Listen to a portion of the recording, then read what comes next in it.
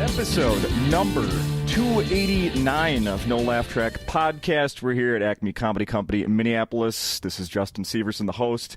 And I am here. It is that week, that 1 week every year where there is 4 headliners that you could with 100% accuracy say that they're going to bomb at some point this week. And it's expected. It's not a big deal. It's part of the learning process. First 2 of my guests this week, Tim Slagle, the man behind Crash and Burn, and Carmen Lynch. What the hell were you thinking? I don't know. It's too late to back out now. It's been fun. I'm just kidding. Here we are, Crash and Burn Week. Congrats, Tim. You've put it together again. Number 7. Yes. So that means that you're at 289. So that means that my Crash and Burn is about 1 year older than your podcast. Yeah. Correct. Wait, so 6 of the 7 Crash and Burns have been on this podcast? Yep. 6 nice. Mm-hmm. And this is the 7-year itch. We're going to nail it this year. We're going to absolutely nail it. Unfortunately, I really wanted to come to the show last night to get a feeling of how things started, but I couldn't because I bought tickets to go see Weird Al way before you announced when Crash and Burn was going to happen. Yeah. So I didn't get a chance to come last night. Well, you know you have other nights to come. I know, but it'll be post-podcast recording. There always seems to be another big show running alongside. That's right. Alongside Crash and Burn. That's right. And yes. this is the first one that I think that actually sold out.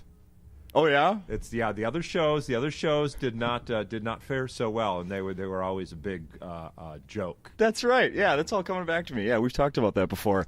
I think Weird Al's success last night is because emo was opening for him. With the Acme touch. With what emo a combination! That's so perfect. Yeah, that is a great show. Right? Yeah, it was really good. It was at a smaller theater too, so it was not. And it was, if I'm not mistaken, it was original music. It was not song parodies. Correct. Yes, it was for the Weird Al, the longtime fans, such as myself. It was pretty good. And emo knocked it out of the park. How did it go here last night, though? Here, that's what I want to know. It was great. It was. I was surprised that with the weather, and I mean, a little bit of snow does not stop Minnesota people from getting out. Yeah, but I think not in April. Yeah, well, that's what it is. I think it's because it's an April snow. I think a lot of people got ready to go out, opened the door, and said, "Not this crap again." Yeah. I also heard someone saying earlier today, and I agree with this, that if the Super Bowl was just here in a month or 2 ago, and everybody in Minnesota's like because it was really cold the week of the Super Bowl, and then we take exception, Minnesotans like tough it out, stop bitching, we love our state, don't come here and complain about how cold and snowy it is. Well, then if it's going to snow in April, us as Minnesotans better show up and not be frightened by it.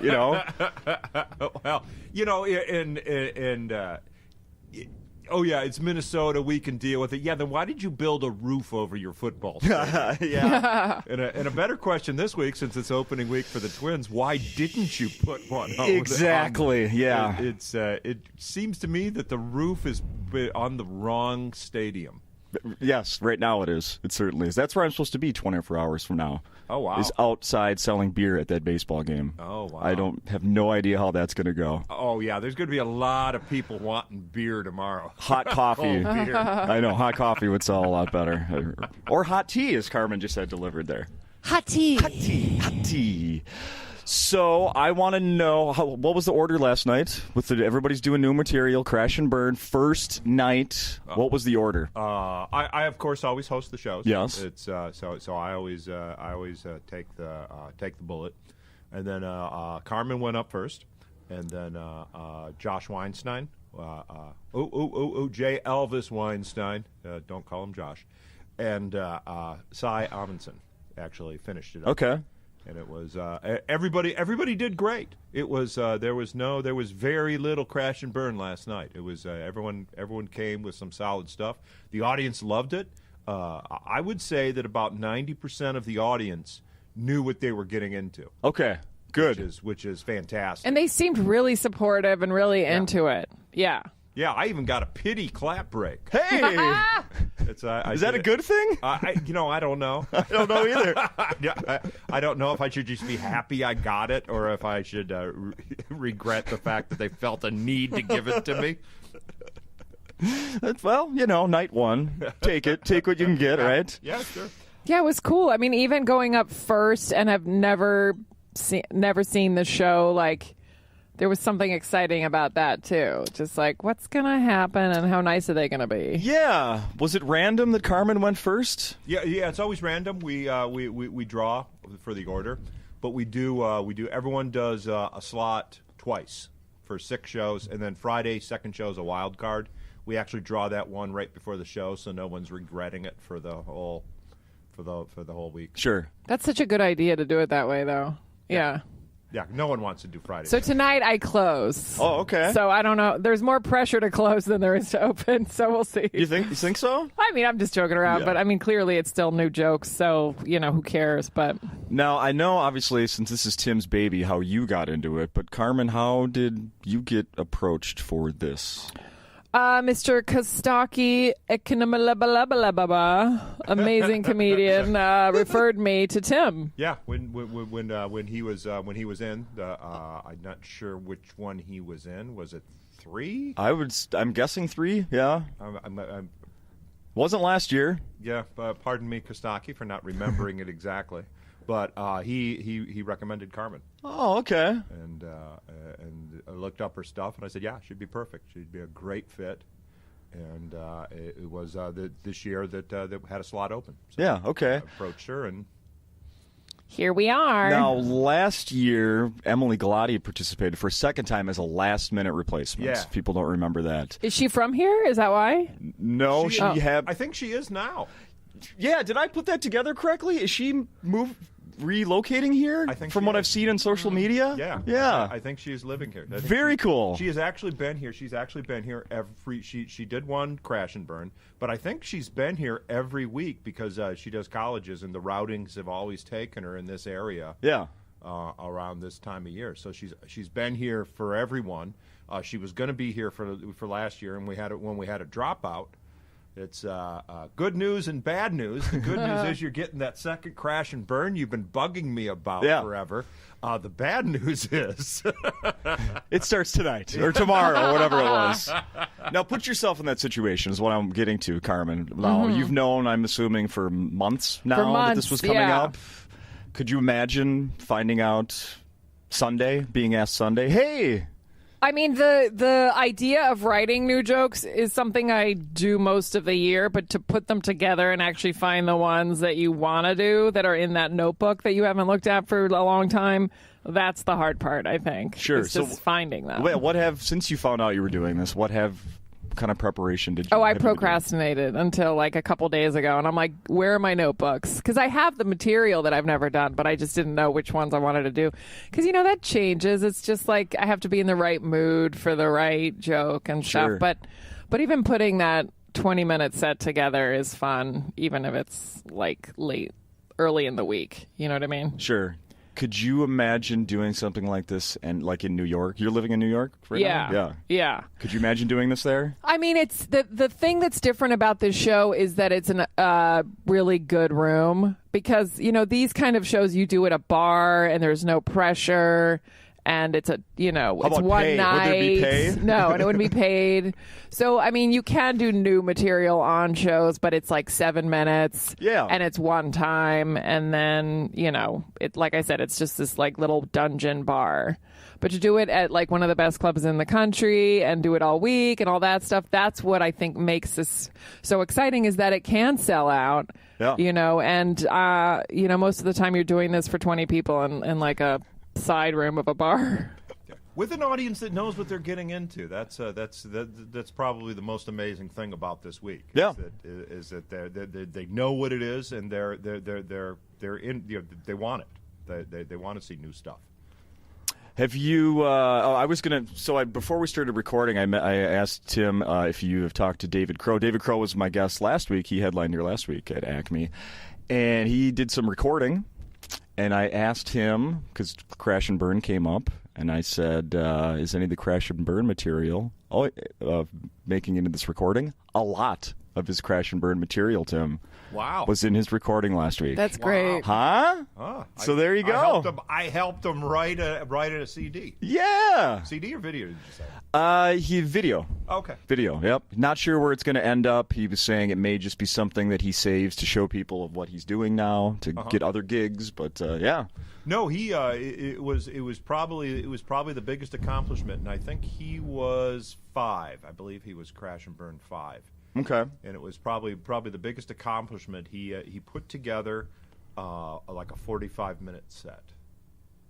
Oh yeah. He actually wrote essentially, and he was doing it in bits and pieces. He voluntarily took the second show Friday, so that he could go end the second show Saturday, so he could go as long as he wanted, so he could go past the 20 minutes, and he did 45 minutes each night of new stuff. Are you hearing this, Carmen? You can step up and do that. Wait, I'm confused. So he did that during the Crash and Burn week. So what about the other comics? They just did less time? No. The other nights he just did pieces. Oh, okay. On Tuesday, Wednesday, Thursday, then Friday first show, Saturday second show. He just did pieces, but then he put all the pieces together for the second show Friday and the second show Saturday. And I think it was the second show Saturday that it was all the pieces fit together at 45 minutes. So he went 45. Oh, okay. So the show was just longer. Everybody did. Okay. Right. Yeah. Everyone did their 20, and then he did 45. Huh. That's not a bad idea. Yeah. You're up, Carmen. You can do it now. Now you do 50. I don't know what number I am on the Late Show, so it would depend on that. I don't want to eat up people's time. It's also been tragic too. Is the year? I think that was the year David Crow was here. Was the year Prince died. On the Thursday. Oh.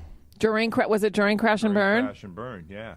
And then last year, Don Rickles died. Yes. Oh, geez. I announced that to Tim Slagle while we were recording. Yep. Yeah, he hadn't heard it. And we were about 3/4 of the way through the recording, and I went, I don't know if you heard Don Rickles died today. Oh, nope, hadn't heard that one. Are you? And I remember you explaining afterwards is that you kind of keep away from news this week because you're so paying attention to the writing and all of the same thing. There's no time. There's no time. There's between the writing and the I edit videos and try to put those online. Yeah, so right. Have little glimpses and all the other stuff. It's just the media. It's a lot. Hopefully, no one will die this week. Yeah. Time out. No one died this week. We can't keep up. And Al Yankovic sold out both shows, so we're not going to have. Because those have been traditions as other shows that don't do so well and people dying. Yeah, right. Yeah, well, Al's got one more show tonight. That's true. Al and Emo. You got to invite him over for like a post-show party here. Yeah, I would like to hear a Crash and Burn song by Weird Al. Yeah, right. See his real skills. Yeah, the first draft of a parody song. That would be pretty good. We were actually talking about it last night. I don't think that Al can do the parodies anymore like he used to because there are not songs don't enter the national zeitgeist anymore like they used to. That's true. There's like right now there is no song that I could mention that all three of us would probably know.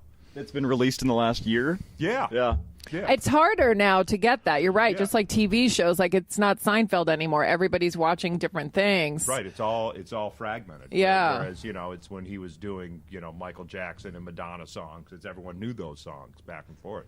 Yeah. That's very true. So so very hard to do song parodies. And the other thing I've mentioned this before is kids listen to a lot of crap these days. Yeah. Because they're doing it anonymously. Nobody knows that they're downloading Coldplay. That's hilarious. Yeah. It's back in our day. They will never know the shame of having to go up to a cash register of a music store with a Lionel Richie cassette.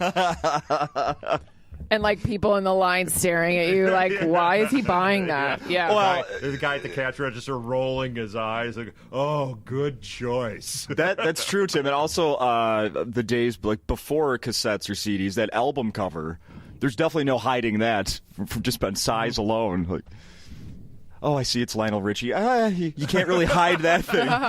It's so nice to look back at that stuff, though, and be like, I was a part of that. You know what I mean? Because now everything's so different. Mm-hmm. I agree. I totally agree. Until you're in my position and you have two daughters that now have iPods or iPhone. Well, iPhones they can't call, but they have Wi-Fi. Yeah. And they can go, and then you.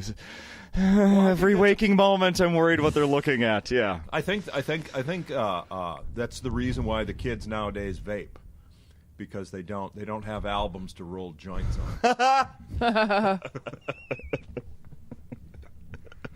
Yeah, my boyfriend's son taught me how to use a green screen, and he's 9. And I'm like, this is what it is. Like, kids are just teaching adults now about editing and technology and stuff. Okay, I thought when you said a green screen. I don't know about a green. Oh, is screen. that like it's a weed term? I was like, that's hilarious. that's the best stuff, right? It lasts really long, gets you super high. Yeah, he's 9 and he's 9 got years it old all. and you're bragging that he knows how to use this green screen. Yeah, we can't get that in Minnesota. It's still illegal here. Is that okay? So I've been watching some of the things that you're doing. Oh, Lord. On Instagram. Yeah. That's where I'm watching them. Yes. With the what was the one you're talking to a giraffe, or Yes. there was Bruno Mars. Bruno Mars. So that's your. Or like the mermaid. I don't know if you saw the mermaid. I watched the mermaid one. Yes. The mermaid was the biggest hit so far. Yeah, I'm underwater and I'm a mermaid, and I talk about how much it sucks. Do you know that you can actually Wikiwachi will actually you can actually go away for a weekend and it's a mermaid camp. Oh yeah? What? What is this? Do you know what Wikiwachi is? No. It's an old tourist attraction from the 50s. They took a spring in Florida and they dug out from the side and put in glass, so you can actually look into the spring with all the fish in that. And then they have women dressed up like mermaids with like rubber yellow hoses to breathe with. They do underwater ballet routines dressed as mermaids, and it's really clever. Like they'll have like a little like breadcrumbs so that the fish will follow them when they swim, so that they'll be look cute. Yeah, it's just an incredible tourist attraction, and they now offer the mermaid camp. So if you wanna put on a mermaid costume and learn how to swim like a mermaid, you can. I think it would be so cool to be a mermaid. I mean, when I was a kid and like Splash came out and then The Little Mermaid was out or whatever, all of that stuff, like it just looks, because I love swimming and I just think it would be so fun to be a mermaid. How about what do you think of women named Ariel, named after the mermaid? No, that's stupid. I just want to be a mermaid. I'll keep my name. I would imagine you can get some speed up because you've got you've got the mermaid suit on, you got your stream on, and you've got that huge fin. Oh, giant flipper, yeah. So that you can probably get going pretty fast. Because those tails, if you remember Splash correctly, when Daryl Hannah, she could really kick you with that tail when the bad guys were following her. If I remember Splash correctly, also when was a scene where like she talked or did the mermaid talk, and it was like, and she broke all the TV screens. Broke all the TVs. Yeah, yes, I think Tom Hanks was like, "What's your name?" And she's like, "Ee." That's it. Will they be teaching that? Did you hear that? Did they teach that in that class? Or the weekend getaway? That's where I learned how to do it. Yeah. I love it. Let's go back and talk a little bit more about last night and building the jokes for the rest of the week. Is there anything? So everything went pretty well last night. Is there anything that like didn't go and you're like, I'm done with this. I'm already going to move on and bail? I mean, there's some. I had like giant index cards with me that I looked at during the, because you can bring stuff on stage with you. Yeah. So some of them I did skip because I just wasn't in the mood, and I realized like I had enough where I could kind of pick and choose my 20 minutes. So I might do some of those tonight. Okay. But yeah, I mean, it's just fun to try stuff out for the first time. You know what I mean? Did you?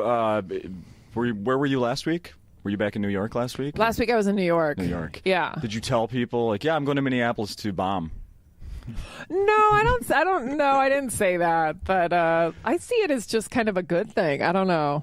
It's just fun. Yeah. You know? How much confidence do you have? How confident are you that you're going to be able to mine stuff from this, that you'll be able to use the rest of your career? Oh, I mean, because we still have so many shows left. Hard to say no.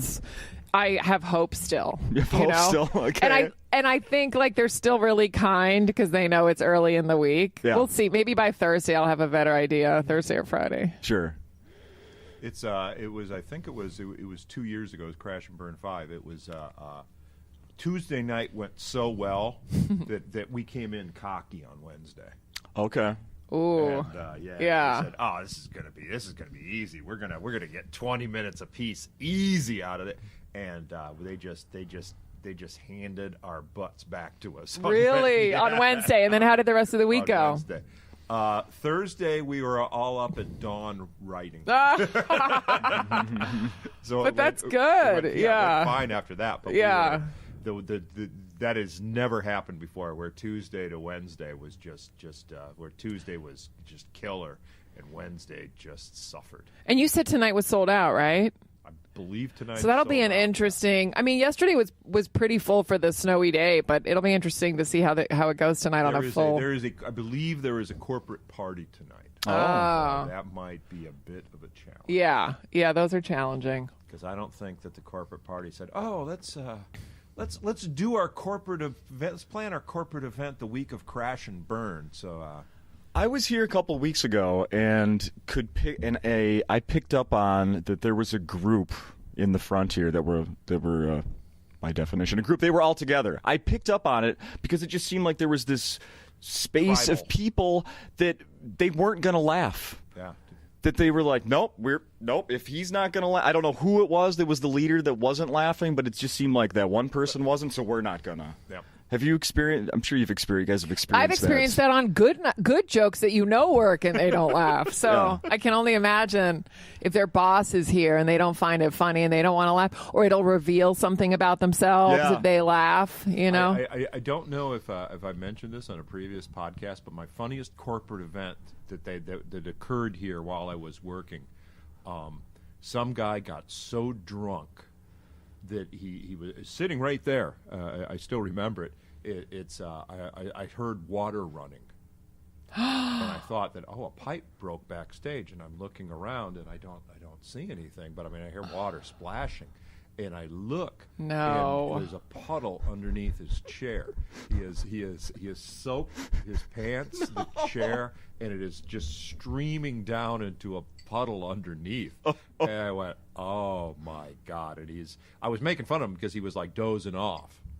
He was peeing in his sleep. Oh, in the front row. Yeah. Was this a Crash and Burn week? No. This was a regular show, and like everybody in the front row caught on to what was happening and was started laughing. People in the back couldn't see, and then his buddies saw that there was trouble, so they came up and they grabbed him, one arm over each shoulder. And he had khakis on. They picked him up and of course he did. Around. Of course he did. They turned him around. The whole crowd knew what we were. No. Hopefully they got rid of that chair. They put plastic over it. It's still here. Yeah, and they didn't know what to do with him. They threw him in the back of the truck, and drove him home, and then helped put him back in the apartment, and. He never came back. No. Oh man! It was a corporate party, so it was all his coworkers. Can you imagine if he was the CEO of the company? Oh man! So we just imagined the phone call the next day. Yeah, was call up his buddies and whoa, we got pretty crazy last night, didn't we? It's Bill. You're probably going to want to sit down. Yeah. Did you find out what sort of work these people were in? I did, but I can't remember. Oh, okay. It's for a second I thought you were going to say I did, but I better not say. No, I can't. It was so long ago. They were government workers. City council. Wow, that is sad. Yikes. Yeah, it's one thing to pee in your sleep. It's another thing to pee in your sleep in public. It's a third thing to pee in your sleep in public in front of all your coworkers. Yeah.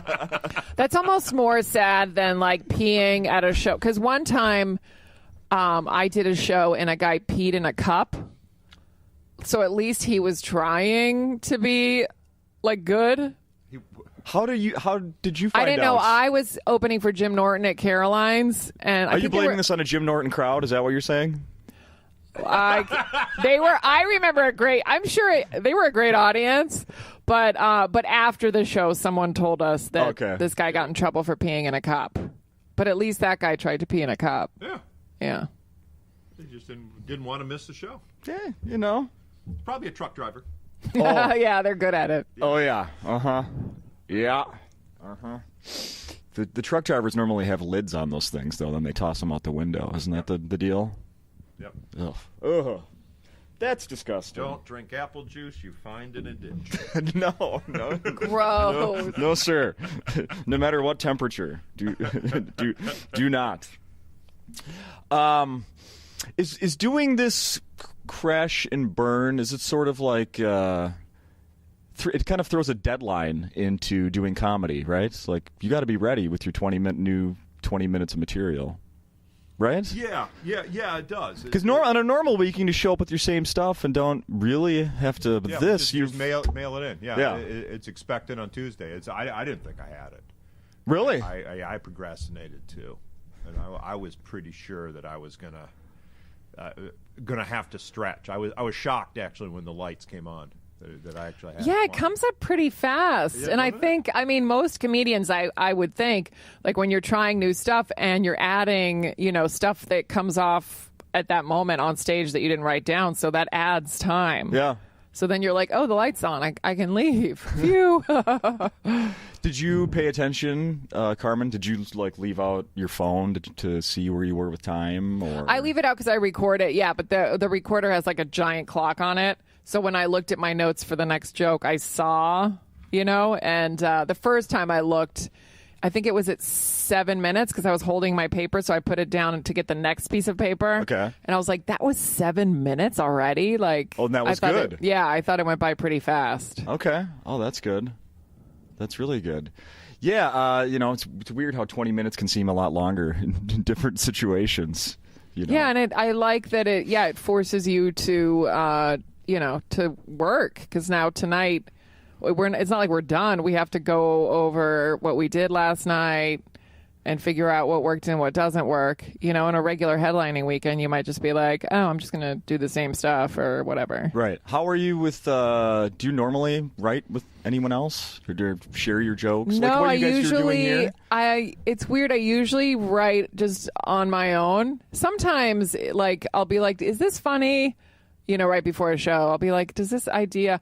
But I usually just try it on with the audience. Okay. Yeah. So this is the writing sessions have been cool too, because when I first started stand up, I always got together with my open mic friends, and we would get together and write together. Okay. But as you progress in stand up, or as the years go by, everybody kind of finds their own path.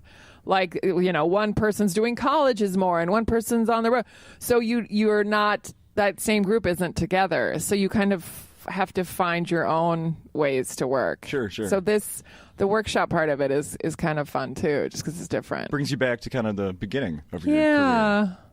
Yeah, it's part of the reason why I started doing this was comedy had gotten so not fun for me in a lot of aspects, and it was a way of getting the fun back.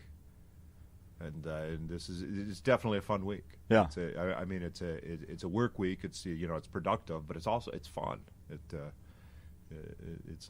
It's like when you started out, when you have no idea what you're going to do on stage, no idea if people are going to laugh, and hanging with the open mic gang, writing material. Yeah, this was just one show. I would have been like, oh, that was so fun. I wish, but the thought of having so many more left is exciting, because it is going to change the curve of jokes that don't work. You're going to come out with something, whether if it's 20 minutes that are perfect and maybe not, but you're going to come out with jokes that work. I think it was David Crow that actually said the ratio. It's about Acme audiences versus regular audiences. It's about a 2-to-1 ratio. So there's going to be a 50% attrition once you take it into the real world. Sure. Really? Yeah. How has your approach changed over the years, Tim? Like you were just saying a few moments ago that you showed up yesterday, maybe not as prepared as you were hoping, but how? the first year, it just I came in with next to nothing. I might have had like 5 words on a piece of paper, and the very first Crash and Burn won, and somehow I pulled it off and came out with 2 really solid 10-minute pieces. Yeah. Out of the week, and so the next year I was like cocky, and I didn't do anything. And I showed up on Tuesday night with nothing, and you could tell. Okay. and try as I might, I was not. The entire week, I could not put anything. So year 3, I was a little more prepared. Okay. Do you think you want to get asked back, Carmen? Oh, absolutely. Yeah. Oh my God. It's a nice chunk of a possibility of a nice chunk of new material. So, it's kind of fun to look through old notebooks too and be like, what did I write that I've never done? And then some of it you're like, ugh, this is horrible. And then other stuff you're like, wait a second, I'm going to try this, How close were you, now be honest now, how close were you to doing a little cheating in the last couple months? I honestly didn't want to. Like, of course, it crosses your mind to be like, well, that one's pretty new. But I mean, you're only going to hurt yourself, so you might as well, try things you've never done. I had a line that I couldn't save. I just had to try it out, and it would have been, it was like in the past couple weeks. Is that I don't have any kids, and I wished I would have, but I've got a plan. I got a job as a night janitor at a sperm bank. A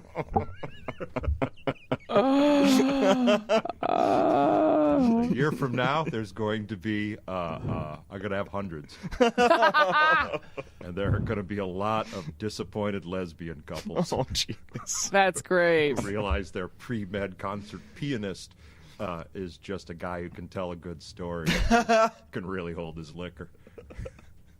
So that's it. I wrote that one, and I couldn't hold back. I couldn't save it. I could not. Save had to let it out. Had to let it out. I get that. What are your Carmen? What's your normal level of nerves before a show? Nerves before a show. I usually get them when it's like either someone is here to see me that I need to impress, or it's or it's something where like an audition type of show or that kind of thing. Okay. But if it's most other shows, I don't necessarily get nervous. I get very fidgety, and I get more like anxious, and I need to like walk around or stretch or whatever. But yeah, so that's usually where I am. There's just too much energy in me. Like I try to get a good workout in so I don't like pull my hair before I go on. If there's, if I get too much, like I can't drink caffeine, like unless it's the morning. If I drink a cup of coffee once right before a show, and I thought my heart was going to pop out of my body. Oh, I really? can't do it. Yeah. Interesting. Yeah. Interesting. How about Robin you? Williams used to do like a quintuple espresso. He used to chug it right before. Really? Yeah. Yeah, because we all know that Robin would have a little inspiration before he would in the early days, and he doesn't do that anymore. So that's what when he was here, they had to send someone out to Starbucks to get him like. Wow. See, I would think that would be too. If I did that, I do better when I'm more calm, because then the creative mind doesn't get like congested, or there's no traffic in my head.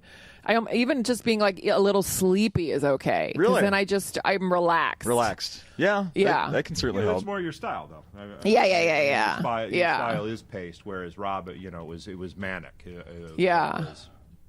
The way he did it. Sure.